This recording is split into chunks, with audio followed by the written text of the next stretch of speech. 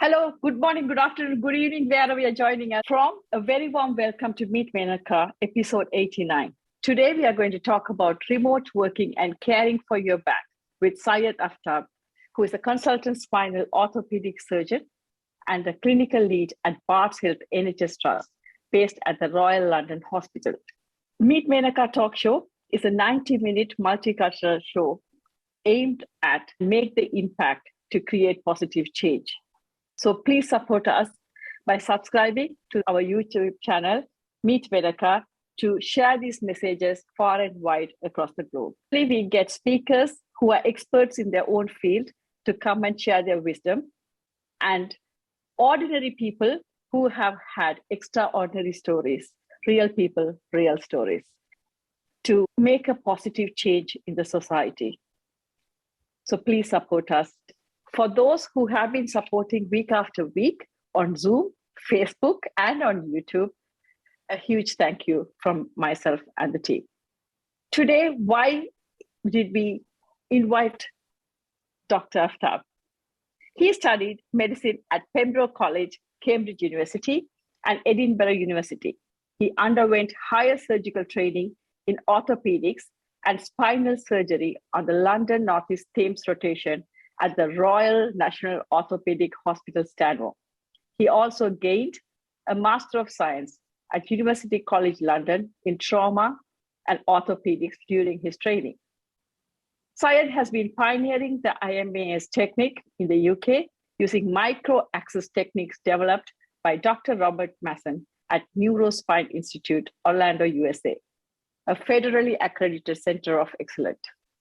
Syed believes that the best outcomes for patients can only be achieved when decisions are carefully considered and works within the framework of a multidisciplinary team. So firstly, a very warm welcome to you, Syed. Thank you. Thank you very much. It's an honor to be on your show. Thank you. There's a lot to talk about remote working and back. Yes. And as a healthcare professional myself, as a dentist, I know how important it is. I myself have struggled with my back, so I can't wait to start you talking about these things. And I'm sure to begin with, I will learn a lot as well with everybody else. Yes. Without further ado, let's dive in. Mm-hmm. Why does everyone get back pain? All right. So now that's a question that many people have tried to answer and done PhDs on, if you want to. So I'll try and keep it brief for you. But what I explain to people, and I try to use real life examples to put things into context that help people understand, is that essentially our spine is not designed for life as a human being. Now, people usually take that to mean that we spend our days sitting at a desk and staring at a computer. And of course, those things are all true. But even before that, we are already at a disadvantage. Now, the way to think of it is this. If you were to go to, let's say, the Natural History Museum in South Kensington and look at the ceiling, there is a big blue whale skeleton hanging off at the moment. And about 10 years ago, that used to be a Tyrannosaurus Rex, which was about 160 million years old. And then if you look around, you'll see all kinds of other vertebrates, so animals with a spine. All of them have a basic building block in the spine that is nearly identical to ours. Now, it varies in size, varies subtly in shape, but the basic configuration is identical. And if you look at vertebrates, and we anticipate vertebrates to have been roaming the earth for about 500 million years, the actual basic building block of the spine, the vertebra, has not changed in all this time. Yet, if you look at the T-Rex, the blue whale, and the human being, these are three very different beings. If you then look at other animals, dogs, cats, horses, domestic animals, other things, same basic building block, yet very different lives. Now, if you then take that being with a spine, even a snake has essentially the same building block, you make it upright, immediately you see that the biomechanics or the forces that go through the spine differ. Whereas originally, every single bone essentially is a column and is supported with a post at the front and a post at the back, your hind legs and your forelegs. Everything experiences tension only in the middle. Everything is pulled. It's like a wire hanging from two poles. If you then take that structure and make it upright, it's no longer tension, it's compression. And the compression is experienced in two places. One, where the weight is the greatest, so your low back, where it takes the weight of everything above it, including itself, and areas where there are high amounts of movement, which is in your neck and again in your low back, because the remainder of your spine is actually splintered very nicely by your ribs. As a result, as human beings, we get wear and tear in our necks and our low backs. It's not rocket science. It's actually quite simple. So we're already at a disadvantage from the day we are born with respect to what we have. I mean, whether you believe in evolution or not, the reality is that our spines haven't caught up with our lives. And you can blame whatever force you like to on that, but our spines are badly made for us as human beings. On top of that, industrial revolution, life is different. People aren't hunter-gatherers anymore as they were 10,000 years ago. We're now sitting at desks. Over the last 10, 20 years, even a builder spends half his or her time staring at a computer garnering business. We all sit on the tube staring at our phones. Even when we're in the back of our car, we still stare at our phones. Altogether, every single thing that we do lends itself to overloading the spine in abnormal ways. So at some point, if you like, I can show you a slide of the loading of the discs. And interestingly, the disc at your L5-S1, which is the lowest disc in your body, right at the bottom of your spine where people get back pain, the loading of that disc is worst when you're sitting and slouching and leaning forward, which is what we do all the time. Whereas if you're standing, counterintuitively, the loading of that disc is actually much better. And that's why many people find that standing is better for you in terms of what you feel than sitting. But we always think that sitting is a good position because we're resting our backs, but we're not. Actually, we're overloading the spine in a bad way. That's just a very, very brief intro into why we have these problems in our backs. Thank you so much. At least we know we have been disadvantaged from day one. It makes us feel better. Not 100% responsible, right? Yes, absolutely right. You can show the diagram if you want to. I'll get that slide up, yeah.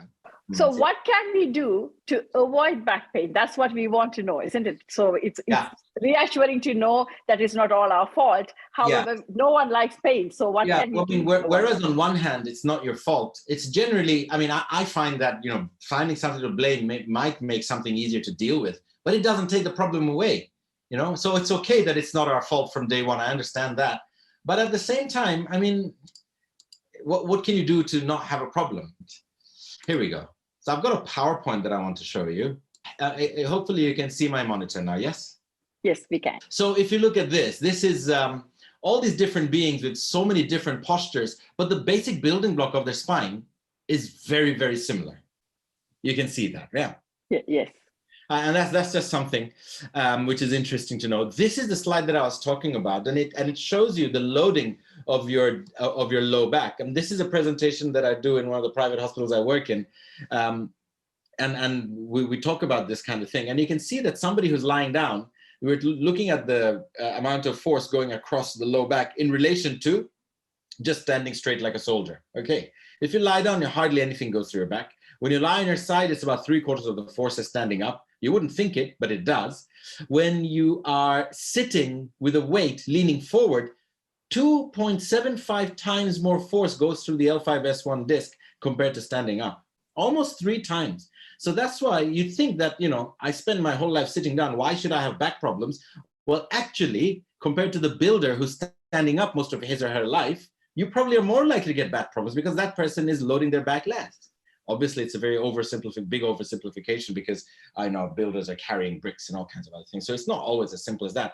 But it goes to show that just having a sedentary lifestyle in itself can be super disadvantageous for your back.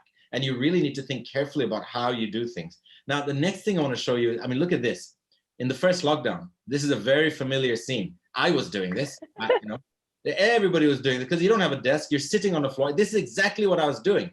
And everything that I've talked about, looking down, overloading your low back, poor posture, it's all right here. And this is so familiar to us. This is the kind of thing that we really just cannot do, Now, the next question that you asked me was, what can you actually do to stop yourself from getting these problems? And that's a really good question because, we're not going back to being hunter-gatherers. It's not going to happen.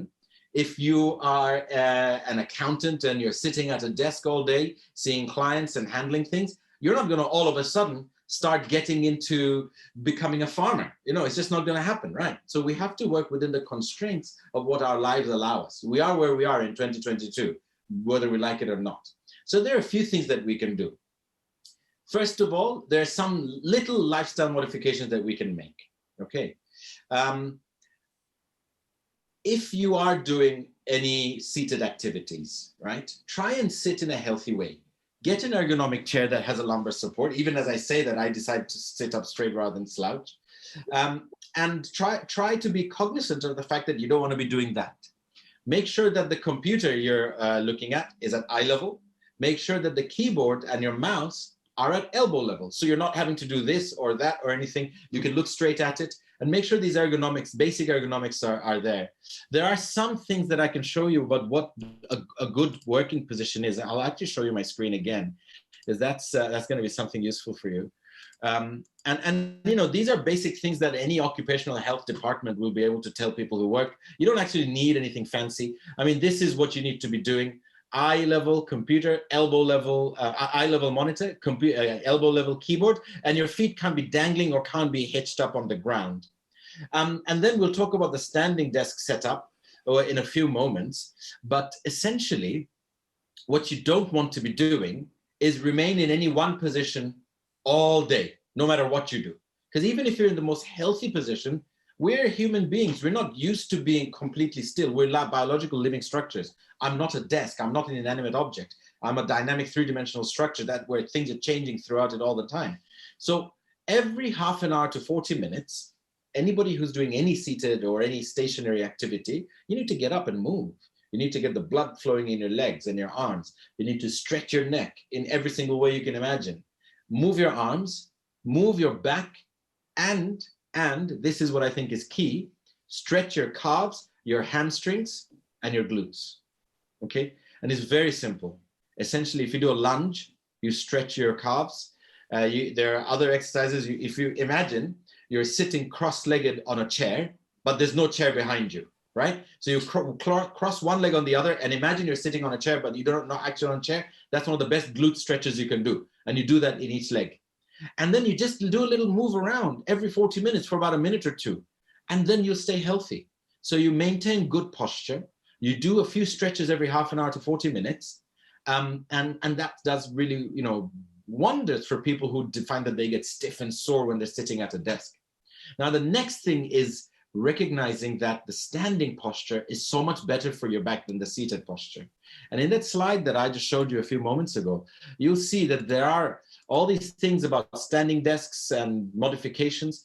And essentially what you want to do is you don't need to have something that allows you to stand in a full, you know, like a spaceship setup. You just need something that sits on your desk that allows you to adjust the height of your working environment, right? And change it up every once in a while. If you start to develop back pain, you can change, you know, do something different and stand. I mean, I have colleagues who stand regularly in their desk spaces.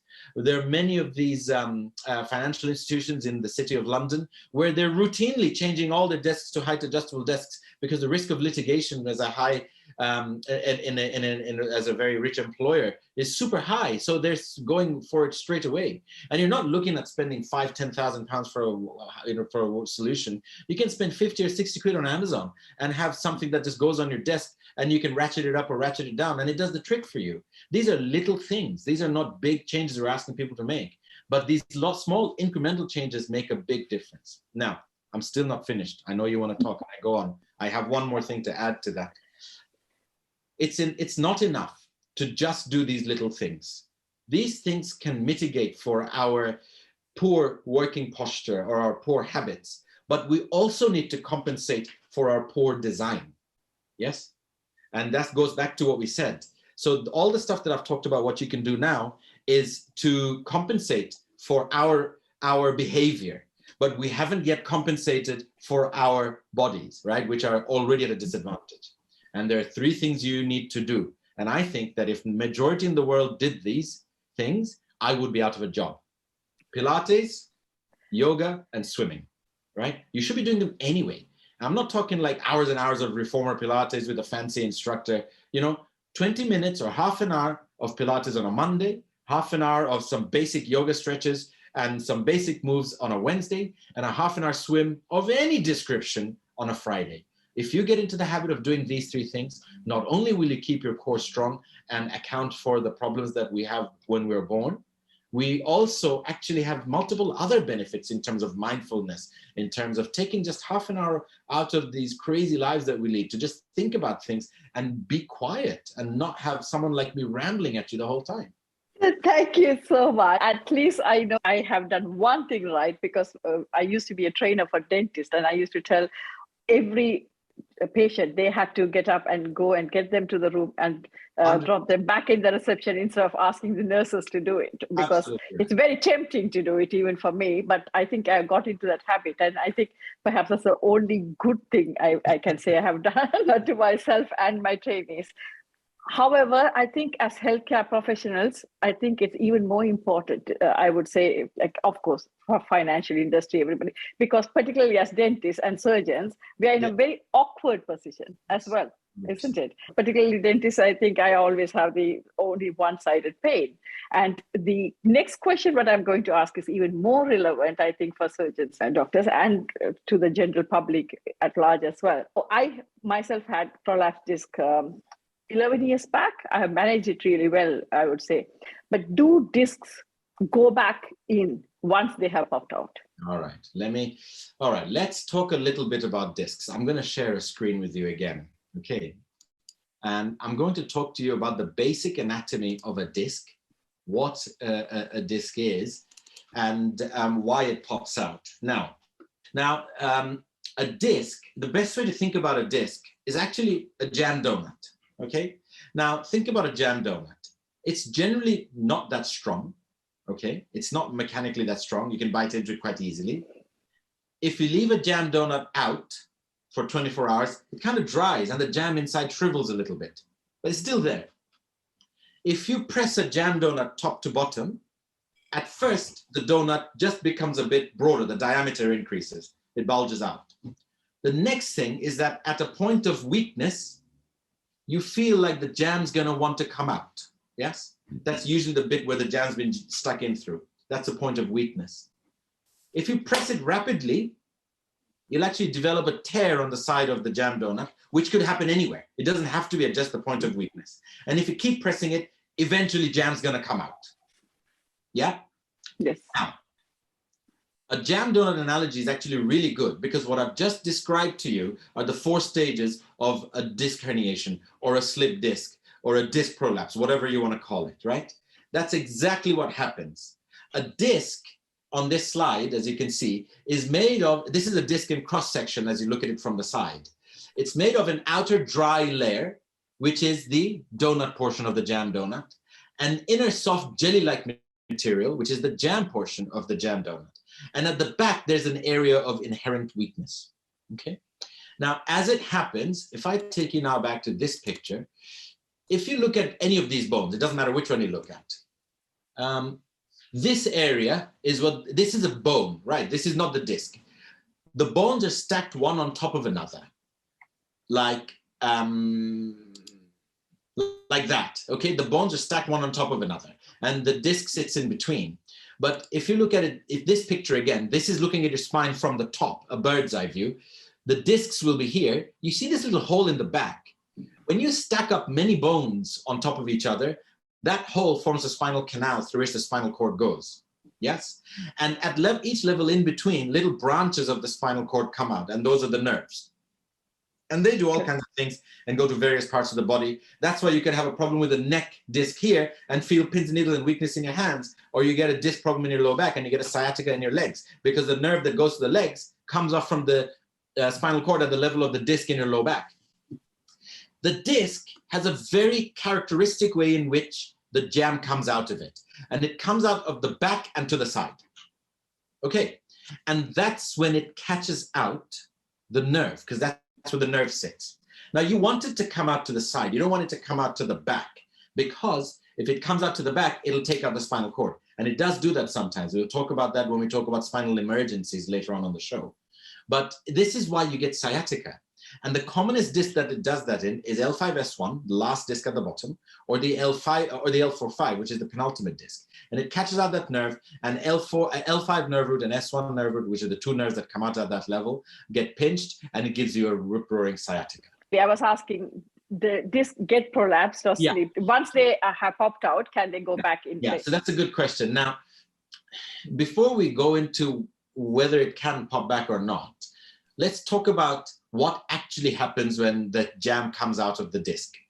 Everybody believes that when the jam comes out of the disc, it causes a mechanical or a physical compression on the nerves that gives you the sciatica, which is why you need an operation, otherwise the problem will not go away. But if we were to go to Oxford Street and scan 100 people randomly, 60 to 70% of them on their scans will show you that they have jam sticking out of the jam donut at multiple levels, and it's pinching the nerve. But they don't even know that they have a problem, okay? That tells you that the mechanical compression in itself is actually not the major problem. What happens is that this material that comes out of the disc, called the nucleus pulposus, that we're calling the jam, it creates a lot of inflammation, and it's that inflammation that causes the pain, we think. Now, obviously, in some circumstance, the jam or the disc is causing so much pressure that it causes a functional issue with respect to the nerves. But in the majority of cases, you can have a disc that's popped all the way out, essentially, which is causing some pressure on the nerve, but you have no inflammation, and therefore you have no pain. So before I talk about whether that bit of disc can go back in, we talk about whether it matters if it goes back in. And actually the answer is no. It doesn't matter if it doesn't go back in. As long as functionally you're okay, as long as pain-wise you're okay, and as long as it doesn't cause some weakness or some danger issue. Now, so it doesn't matter. The radiological findings don't matter as long as your symptoms are okay. With that in mind, the straightforward answer is no, the disc doesn't go back in, okay? It's a one-way process. But the reason I say that, it preface it with this statement about, it not mattering, is because if I tell somebody that that disc is never gonna go back in, they feel like they're doomed to failure and back pain and disaster for the rest of your life. And it's not the case at all. Most professional athletes have multiple disc prolapses, and they go on to do world, championships in multiple areas without any issues, despite having a horrible looking spine on an MRI scan. The last thing to say is that if I were to see somebody today with a slipped disc or a disc prolapse or a herniated nucleus pulposus, whatever you want to call it, and then I see them in 10 years' time and repeat the MRI scan, there is a chance that the bulge will look smaller because the body has a way of healing it. Okay, so body will take away the extra material. Sometimes the jam comes out and gets disconnected. The body can actually absorb some of the jam sometimes, but the signs of having had a previous disc injury will always remain. It's very interesting, Dr. Aftab. And personally for me, I did have prolapses, and it was very painful when you get to the existence of a part of your body, which means something is wrong. So obviously only then we go to doctors, right? That's right. So it was very painful. However, 11 years later, I hardly think about it. Of course, I'm more cautious, I guess. Yes. But other than that, I have not gone for MRI after that for a long time now. Yes. But it has disappeared. So that's the reason. It's a very interesting question, isn't it? So many people might think it has gone in. No, it hasn't gone in. The inflammation is gone and the nerve is no longer under compromise. Now, the other thing to add to that is that this process is not an entirely passive process. You, as the patient, have a high amount of control with respect to this, okay? As discs, a lot of dentists or doctors, you can hear them saying they do discs misbehave, do they? Yes. Yes. The question is, do the discs misbehave? So yes, absolutely right. So the discs do misbehave. Now, why do discs misbehave? Well, we've already gone through the evolution and the development of vertebrates and discs. Why does a disc misbehave? Well, if we think about it from the point of view that we've said it already, there's an inherent weakness in a certain characteristic area. The mechanics of the discs lend themselves to misbehavior. As human beings, our basic makeup, it already puts us at a disadvantage, plus our lifestyle factors create further disadvantages. And that's why discs misbehave, but you can really influence this. So let's think about something. If you're an architect or a civil engineer, and you're building a building, you will never build something with two narrow stalks, a heavy, flexible top, and then put 20% of the weight on an even narrower stalk right at the top. That's a human being. We are upright, we have two legs, a torso, and a head right at the top. So we're very top heavy. Our center of gravity is actually above us, above the waistline, right? It makes no sense, okay? But when I'm sitting here talking to you, when you're walking down the road, we take it for granted that this wobbly structure can remain upright. And that's because the skeleton is not all that we are. We have muscles, ligaments, soft tissues, things that hold us together. If you put a tent pole up on its own, it'll fall. Put the guy ropes to control it, it stays upright. So we have lots of things holding us upright. And those are the things that you have full control over. Let's talk about the slip disc scenario. Within 6 weeks to 6 months, most patients will have significant resolution of their disc-related pain or sciatica, where it is causing a nerve impingement. But if you then don't use that warning sign to undertake some significant core strengthening activities, that disc will repeatedly experience abnormal forces and will repeatedly keep causing pain, inflammation, and mechanical changes. But if you do your Pilates, yoga, and swimming, and you protect the sleeve of muscle that stabilizes the spine, then the chances of the problem coming back are actually quite acceptable. Now, what we're gradually drifting on towards is the concept of core stability, right? So in the late 80s, early 90s, there were these two physiotherapists in New Zealand called Phyllis and Hodges. They were doing some studies, and they did these interesting studies where they put a few electrodes on a muscle in the front of your abdomen called transversus abdominis, and then they put a few electrodes somewhere on your arm. And then they gave the subject an instruction. He said, reach up and pick something up. They found that before the muscles in your arm fired, your core actually fired. Before the arm fired. Despite you thinking when you're going to move your arm, you're going to move your arm. So the core stabilizers fire first before your arm goes off. Then they did the same study in people who have back pain. And they found that there is a significant reduction in the amount that their cores fire when they do other activities. And that indicates that the core is probably the first thing that braces before you do any activity. And in people who have pain, their core is weak. The core is a very difficult thing to think about, because if I were to say to you, Menaca, I want you to do an exercise to strengthen your biceps, you'll go and buy some dumbbells and do that, and you know how to do it, right? But if I say to you, I want you to do an exercise that strengthens your obliques and your transversus, your pelvic floor, your diaphragm, and your longissimus, multifidus, and erector spinae, you'll have no idea what to do, because these are not muscles that we actively think about. So what Pilates and yoga and swimming does is that it targets these muscles without you having to think about it. So do you know where Pilates came from? Not really. Right, okay. So there's this crazy guy in the 40s called Joseph Pilates. He was German. During the Second War, he fled and he went to the United States. He was doing all kinds of crazy things. He used to do boxing, he used to do fighting, he used to do all kinds of ridiculous things.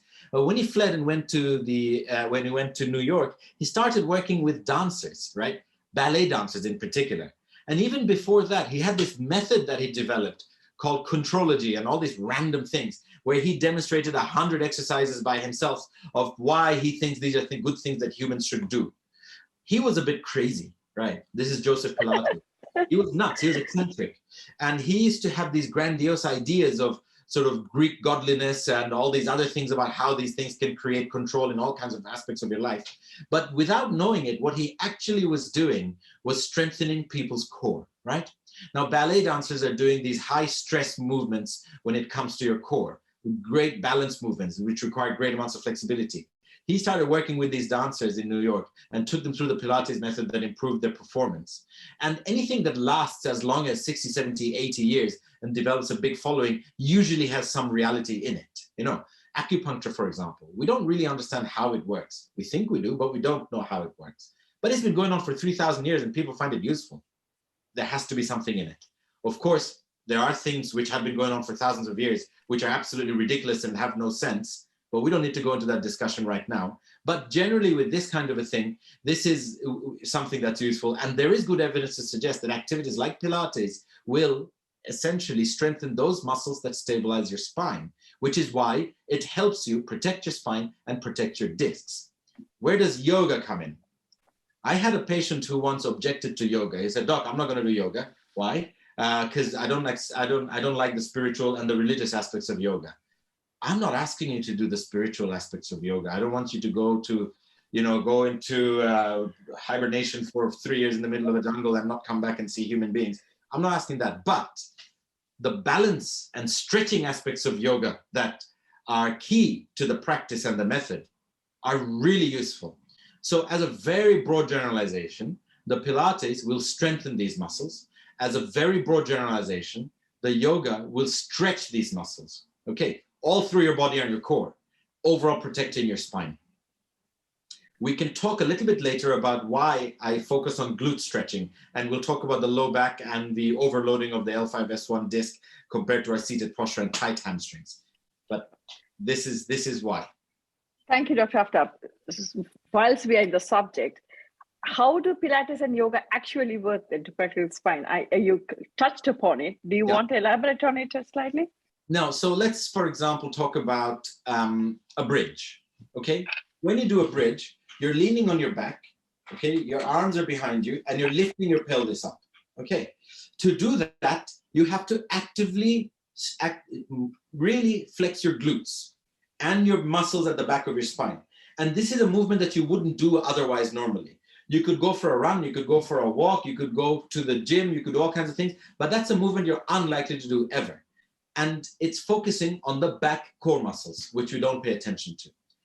If you look at a plank, it's doing the same, but for the front of the body. If you look at your sun salutations in yoga, it's a flow of movements that basically moves from stretching your front to your back, to your inner thighs, to your shoulders, right? That's how these things work. It basically gets you to move these muscles that you wouldn't ordinarily use in your day-to-day life ever, even if you're doing regular exercise, in a way that specifically addresses your core strength and core flexibility. Thank you. There are different ways to talk about it, I guess. The spine is supposed to be curved. Yes. So a surgery is the only answer to that? No. Not? Okay. So let's talk about the alignment of the spine. There are a few things that we like to have in the spine. If you think about it in very broad terms, if your center of gravity is not through your center, then you'll constantly be about to fall. Yes? Yes. If you're constantly about to fall, your muscles will have to hold you upright, otherwise you will fall. So that's why if you don't have a spine that sits within certain limitations of normality, then you will end up having back pain. Okay. So this alludes to a concept that we call sagittal balance, which is like this big thing initially described by a surgeon called Rousselet in Lyon in France, and then popularized subsequently by a number of other surgeons from France, and it's now an accepted philosophy generally in spines worldwide. Now, there are different types of curvatures in the spine. In the first instance, you have the normal curvature of the spine that you want. And the normal curvature is a type of curvature you see if you look at the spine from the side. We evolved like this alligator or the crocodile here. Everybody has a curvature in the spine. This being has a straight spine. But when we become upright like this bit bends backwards, this bit has to bend backwards, and that bit bends forward. And there are other multiple reasons biomechanically as to why it's worthwhile having a curvature in the spine in terms of flexibility, springiness, and movement. Okay. You can get a problem with your curvature in the forward plane as you look at someone from the side. As we get older, we all do that because the belief is that with time, we want to go back to being a four-legged creature, okay? And we all become kyphosed. So I know my grandmother, for example, she was really hunched forward by the time she was in her 80s. And that's sadly the reality of where we go. And there are many things you can do to prevent that. There are many reasons why that happens. So that kind of a curvature called a positive sagittal balance, is bad for you for back pain. There's another type of curvature, which is looking at someone from the front and the spine is curved. That's called a scoliosis. That can happen either because there's a problem in the development of the spine as a baby or a child, or because there's a condition called adolescent idiopathic scoliosis where teenagers just get it, or as a result of wear and tear that has destabilized the spine and caused a curvature. Not all curvatures require surgical correction, either in the front plane or the side plane. In fact, most of the curvatures are mild to moderate, and most of them can be managed very nicely with physical rehabilitation, Pilates, yoga, and swimming, and sometimes a bit of pain management. Some curvatures will require surgical correction. Some abnormalities of alignment will require surgical corrections. And there are generally pretty tight indications. With the curvature, you can measure the curvature, and beyond certain numbers, you'd want to do it. And that varies from pathology to patient, right? So certain individuals, in certain age groups, in certain pathologies, you would consider an operation. And most of them, however, don't need an operation. What most people need to do is Pilates, yoga, and swimming. And I keep going on and on and on about this, despite a curvature in the spine. Thank you so much, Syed. I want to go into the surgery bit of it, but before that, can I ask, does hanging upside down help? No. So that's another good question. So many people talk about stretching your spine. I've seen a whole bunch of YouTube videos of where people like suspend themselves from their neck. As some people suspend themselves from their legs, and there's a whole industry based on this traction, non-invasive decompression, they call it, where they charge you thousands of pounds to do it. If you go to someone who gives you a massage, right? You feel good after, don't you? But the day after, the benefits are gone. It's a bit like that. So it doesn't give you any long-term benefit.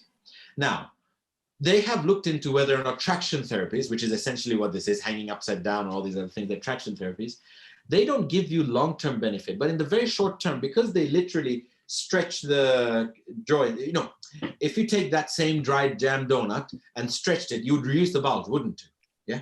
Because you'd suck it back in, as it were. But then the moment you let it go, it'll come back. So all the evidence says that these things give you temporary symptomatic relief without any long-term benefits. So if you're offered like a non-invasive decompression and all kinds of other things, I have no objections to you trying it, right? But if someone's telling you that this will cure your problem forever, don't give them more money. They're probably lying to you, you know. Thank you so much, because it's as you said, it is very common to see them in YouTube and other places. Perhaps people have to be aware. Yeah, I don't have an objection to it. If it makes you feel better and it doesn't harm you, by all means. But if you're being sold it as a cure, then that's not correct. Sure. Thank you so much. Before we go in detail about the surgery, the next thing I want to ask is, what is your view on chiropractors and osteopaths? I have visited them myself, so I would be really interested to know, and I'm sure many people want to know. So my view on chiropractors and osteopaths, contrary to what I've just suggested a few moments ago, is actually very positive. And I'll tell you why.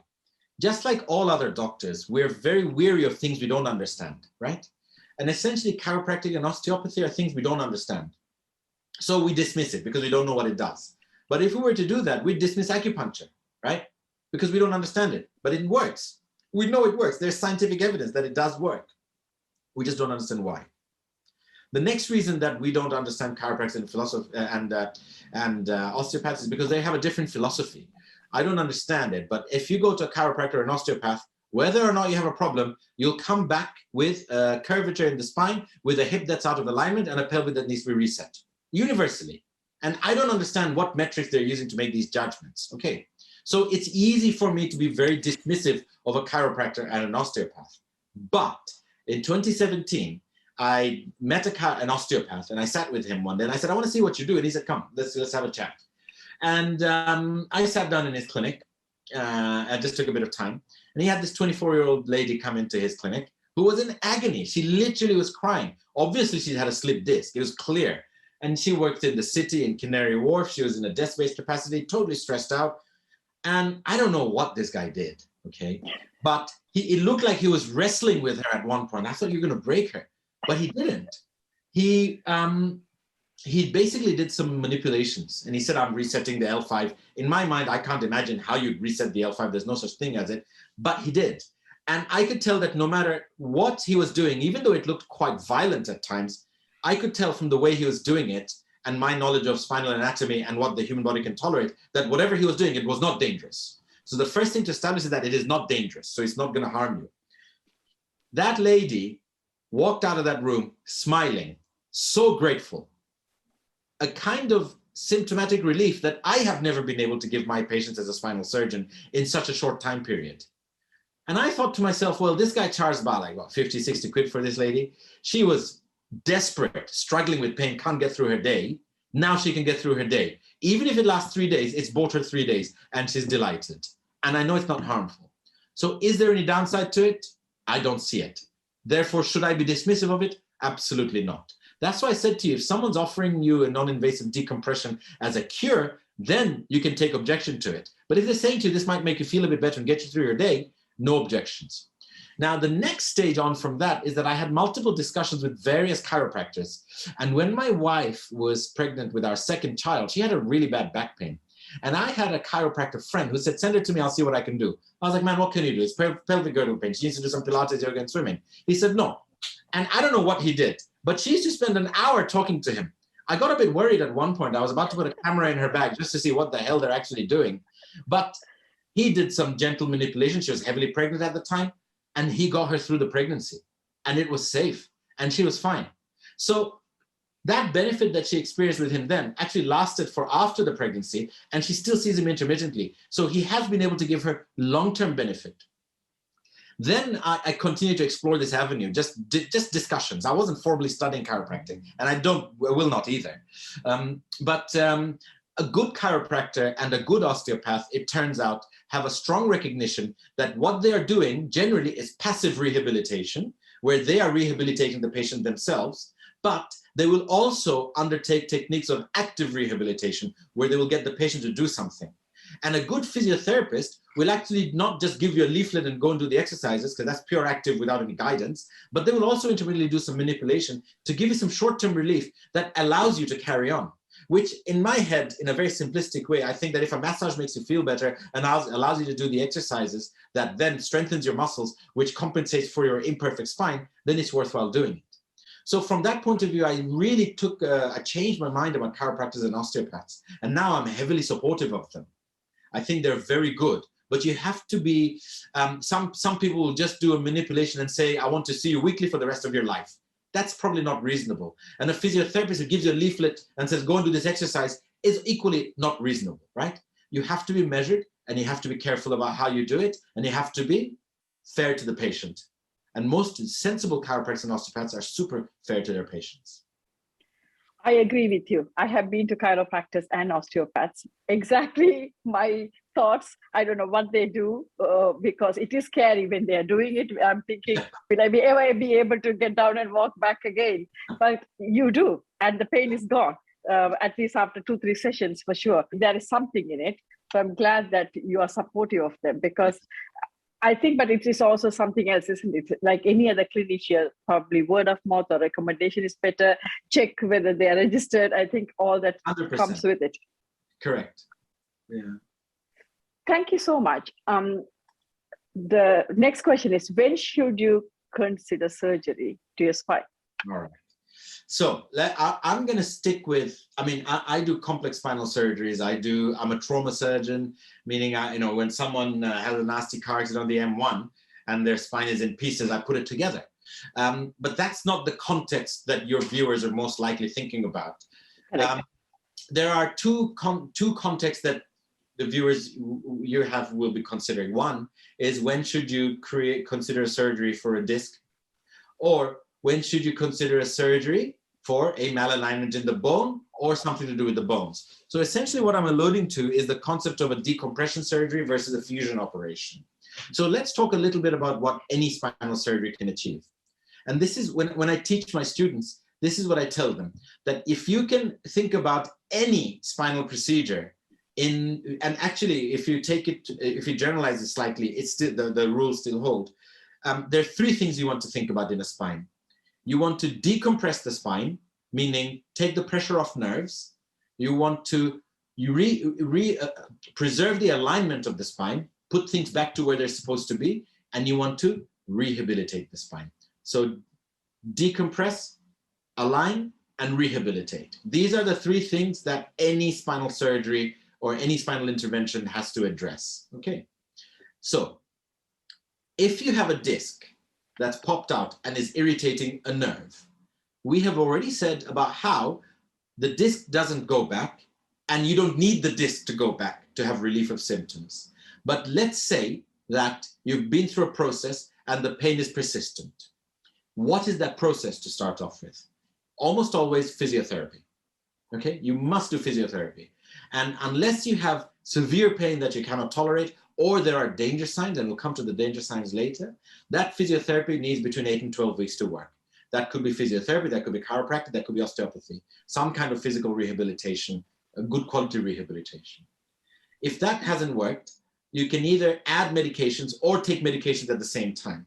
And within medication, there are very many classes of medications.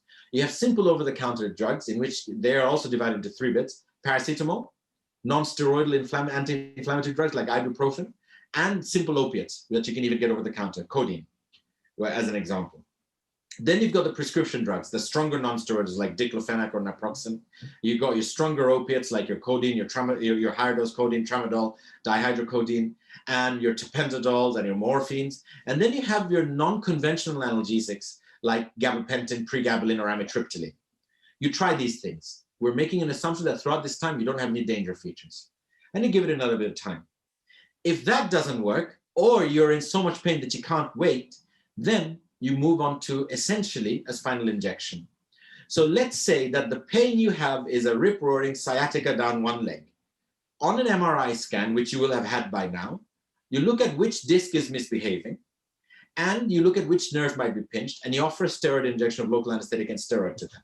And you do that with 2 intentions. 1, to give the patient relief of symptoms, and 2, to see if it gives relief of symptoms. Because if it does not give relief of symptoms, then the chances that that disc is the culprit for your symptoms actually becomes lower, right? That means there may be something else going on. So many times people will have a disc problem, but they will not have a shooting pain down the leg. So that means they have a back pain, yes? If you inject a nerve in that back pain situation, you may not find that it does anything to you. You may have persistent back pain, but the nerve is not the problem. So it helped me develop that answer.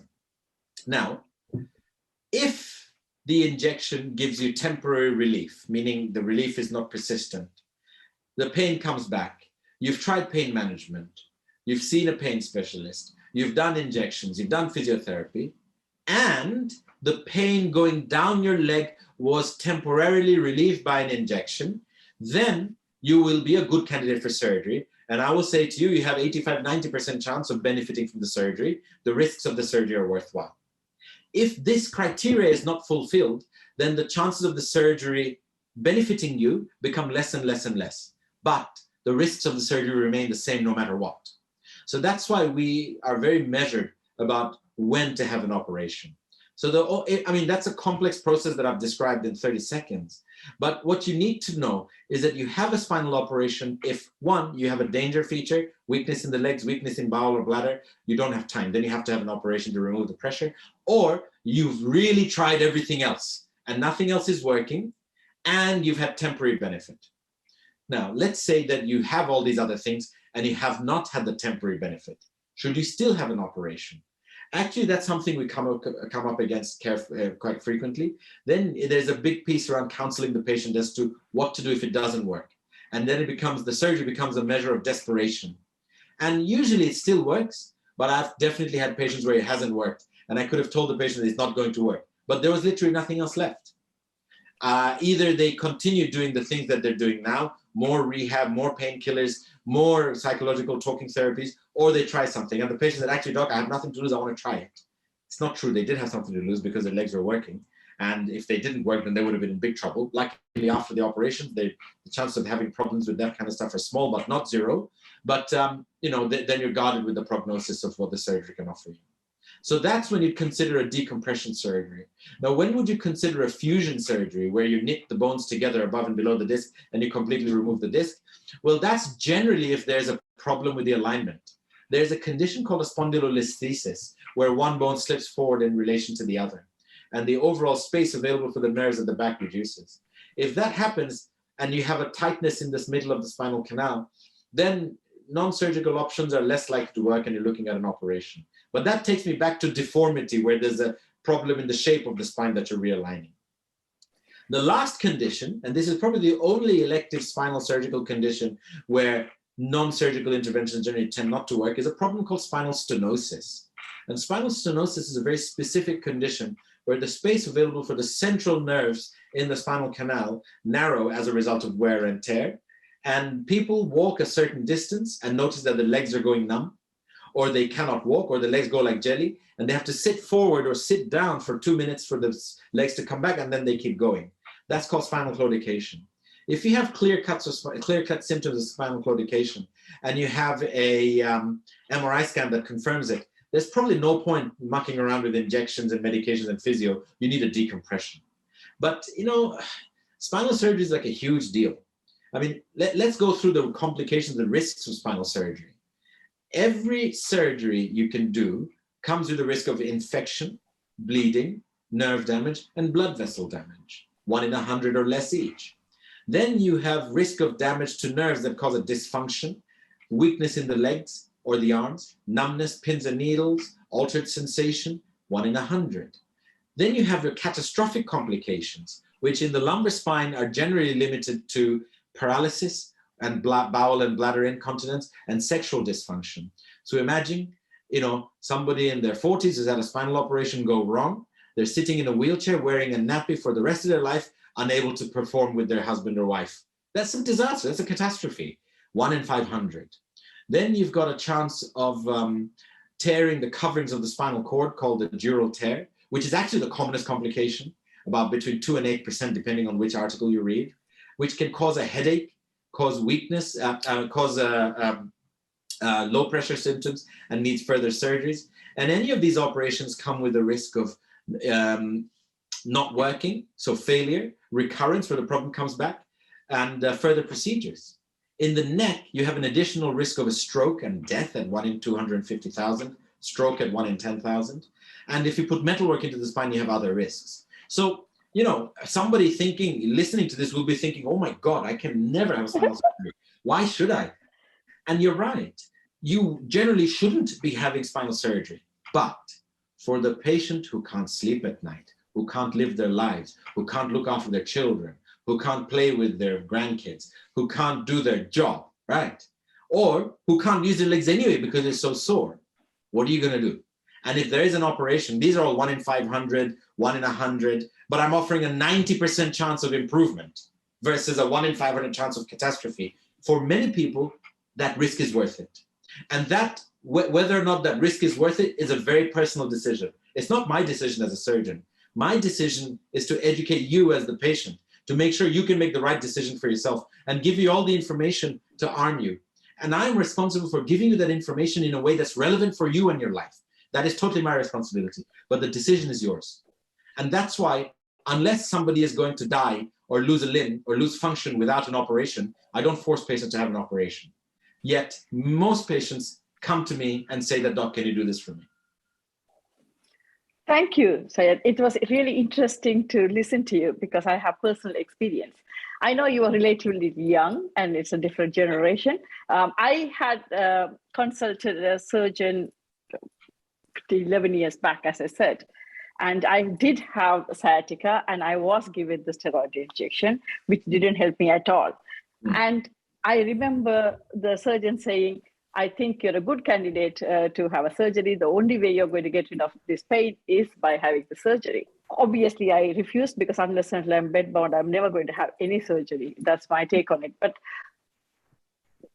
listening to you, I'm just thinking, has the principles or the thought about these things have developed over time?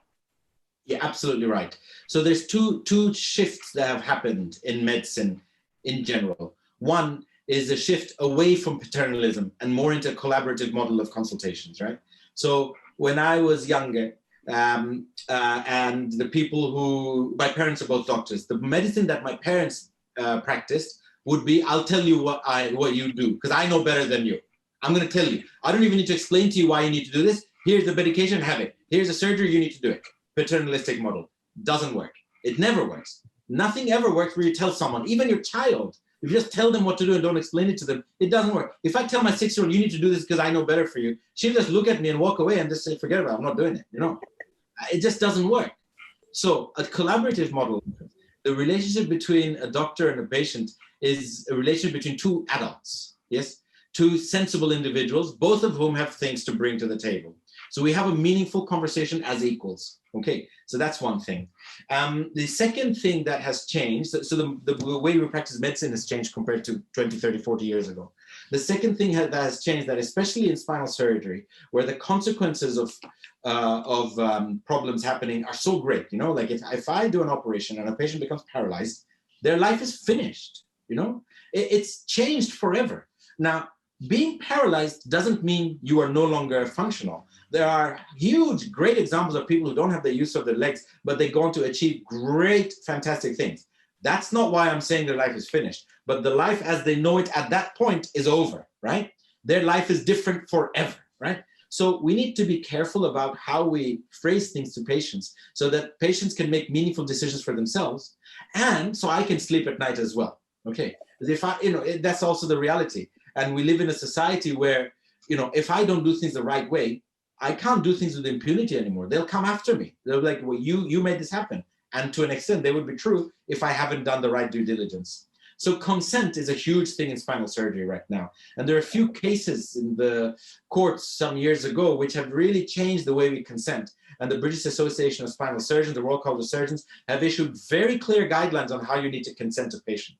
When you consent a patient, you have to give them the options of what their alternatives are. Do they have to have an operation? What are the consequences of not doing the operation? What are the consequences of doing the operation? And also, you have to place it in a way that's relevant to the patient.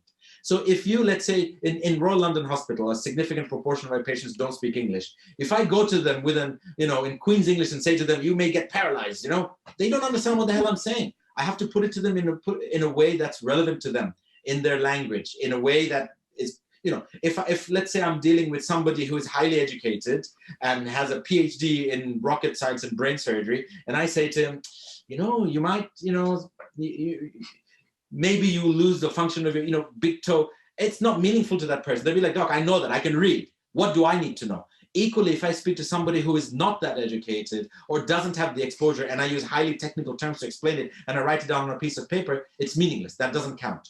So consent has to be relevant for the patient. As a part of that, you can use that process to essentially make sure you haven't taken a shortcut, because you have to follow these rules. And that's been another big change in the way we undertake surgery, spinal surgery. 11 years ago, these cases, these precedents weren't there. Thank you so much. The reason I was talking about it, for people who are considering it or in the process of having back pain and talking to the surgeons, it's important for them what they can actually expect. A good spinal surgeon to be talking to them about. You can expect to be treated with respect. If you feel like you're not being treated with respect, don't engage anymore.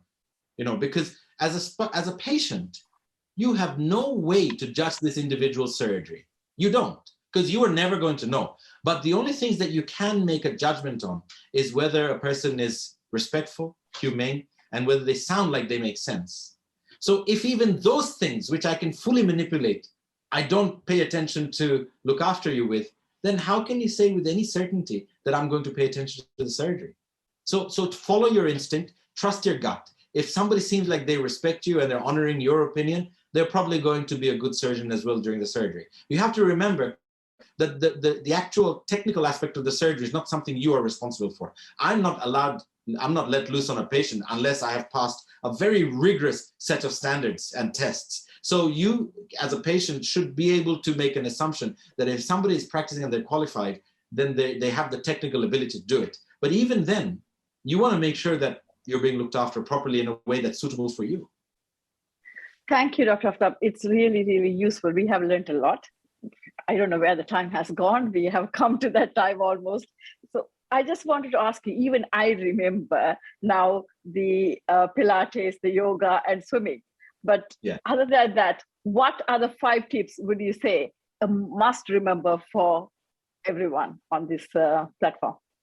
Okay, that's interesting. So there are 5 things that you had to do. The first 3 you've already answered: Pilates, yoga, and swimming. Okay. Those three things are, and it doesn't matter whether you have a really bad hip or a bad knee or you have a pain here. There's always a modification that you can do.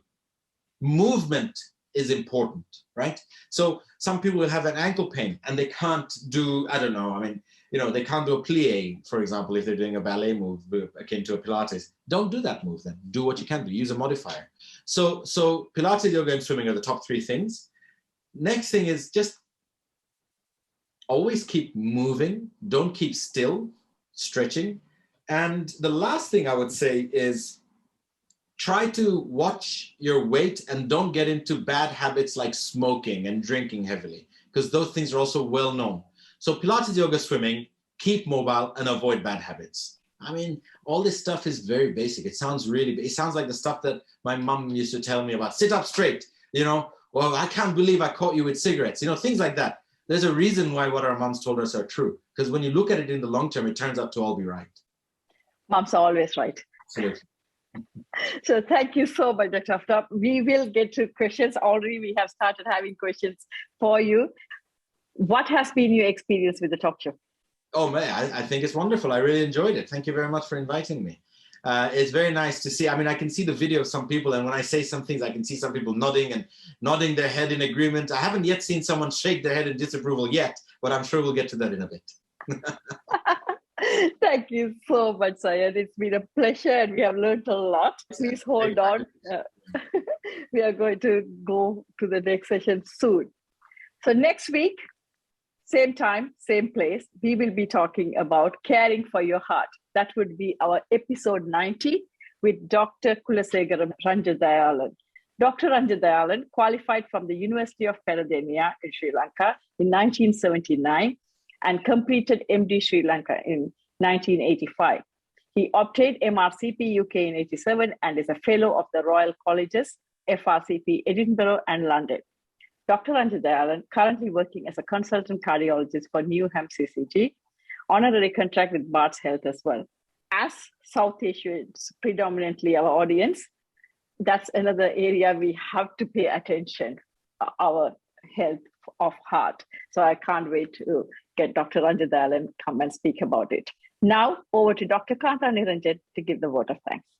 On behalf of Meet Menaca group, I'd like to thank Mr. Syed Aftab for a wonderful talk today.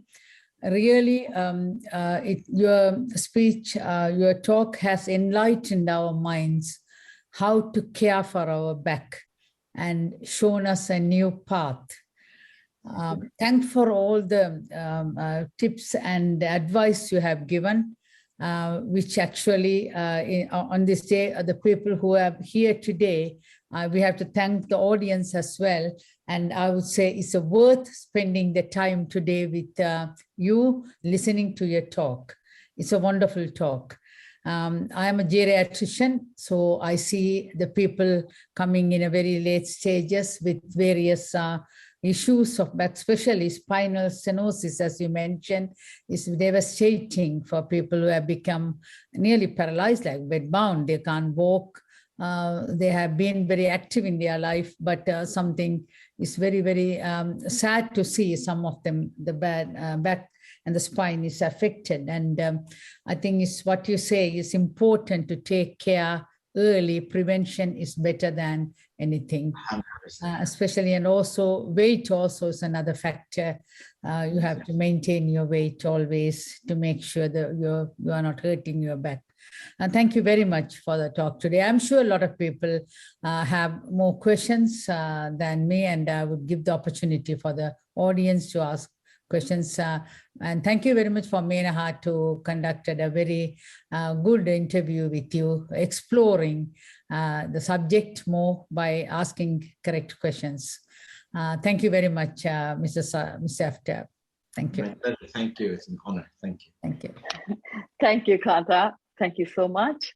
And thank you, Dr. Aftab, Mr. Aftab correctly, because I always call everyone doctor because the common audience, a lay person, it doesn't make a sense when you call somebody Mr. Thank you so much, Syed. It's been really, really helpful. And I will take that on board what Dr. Kantananjan and you have said about weight. I have been telling that it's time to act on it. So thank you so much for bringing that to my attention as well. Thank you so much. Thank you so much, everybody on the show, for helping us week after week to do these shows, because without you, there's no show. So thank you so much. And for people who are supporting us from Facebook, thank you so much. My request to you is once again to please subscribe to us on our YouTube channel, Meet Menaca, so that we can spread these messages far and wide. So thank you so much. For people who are on Facebook listening to us, it has come to that time of the day to say goodbye. Until we see you, same time, same place, next week to talk about caring for the heart with Dr. Anjad Dayalan. Stay safe, be happy, and keep smiling.